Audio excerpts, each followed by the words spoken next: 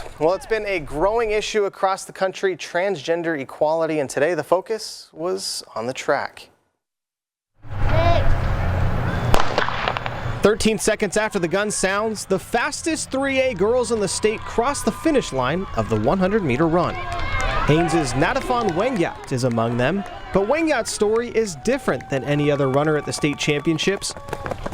She was born a male.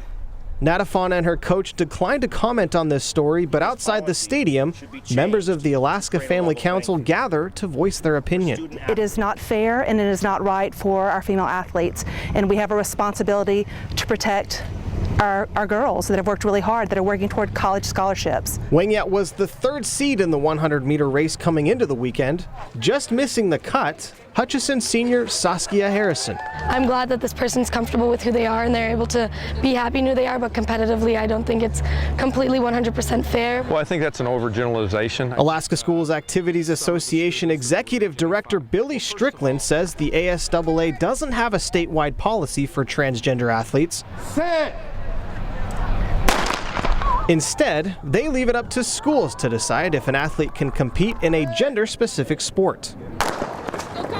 We didn't want to necessarily create a situation where, we were going to bring in our committees and those types of things, just because of the, just not practical here. The Haynesboro School District is giving the green light. They're not alone. According to transathlete.com, 30 states allow for transgender athletes to compete with the gender they identify with. 39, 40, 41. And putting together a permanent resolution here in Alaska could end up being more like a marathon than a sprint.